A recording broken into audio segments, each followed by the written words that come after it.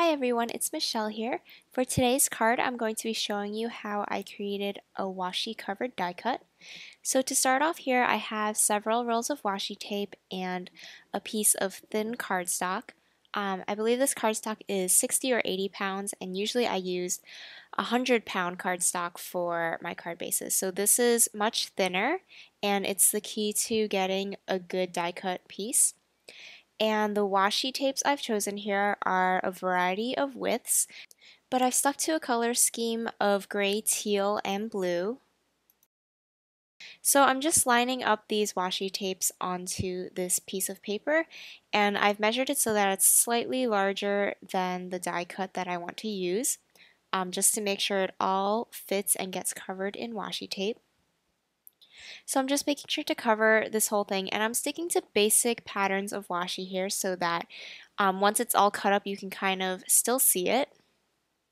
I would also recommend trying to use tapes that have more of a solid pattern. You can see some of mine, like the stripes, have some clear and the white paper shows through, but if you have more solid tapes like the ones I'm showing you here, it would be a little better. But this is all I had for the color scheme I wanted to go for, so I just used this, and it still ended up showing up okay. And I'll show you later on why having a solid colored tape works a little better. So I just have an example of the die cut I'm going to use. This is just one cut out of white paper, and you'll recognize it's the same one I used in my last video if you watched that. I just have been needing to make a lot of thank you cards recently, so I just cut out a bunch of those that I'm going to be using on cards. So you can see I'm sticking this washi covered piece of paper onto my Silhouette cutting mat, and I cut this on my Silhouette, which is an electronic die cutting machine, but you could also use metal dies, and it came out just fine because the washi tape is really thin, so I was able to die cut this pretty intricate cut file pretty well. So now I'm just trying to pick what kind of color background I want to have behind this die cut. At first I thought I wanted to have that teal or green as a background, but because it matched with the washi tapes I used, but then this ended up being bad because then the washi tape would blend into the background. So instead I pulled out a white sheet of cardstock, and I'm just instead going to matte that teal colored cardstock in the background. So I cut off a little bit off the edges of the white, and now you can see how it mattes to have that blue background. And I'm pulling out a couple of small stamps from two stamp sets from the Alleyway Stamps. One of them is called Branching Out, and the other is Moosing You. And I'm just pulling out a small star and a bird. So the star I'm going to use to create kind of a backdrop for this white piece that I have as my front panel. And I'm just testing a color of ink to make sure that it matches well with the colors I'm using. It's a little bluer than my cardstock, but it's the closest match I have, so I'm just going to go ahead and use that. And this is Soft Pool Shadow Ink from Hero Arts.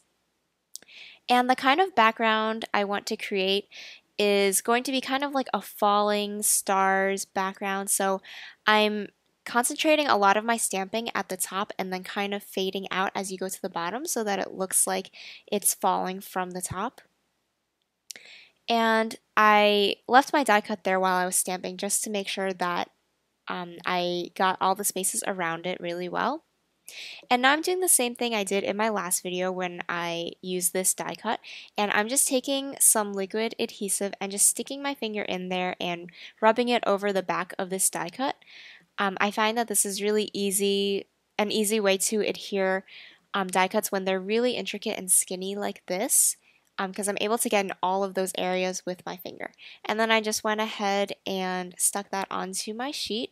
And you can just rub off the rest of the adhesive off your fingers. You don't really even need to wash it until later, of course.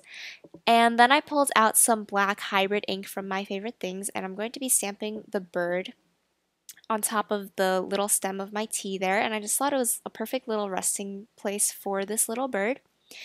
And I pulled out my Copic markers, and I'm just going to be coloring it really simply in a light blue color that kind of matches with the blue ink that I've been using.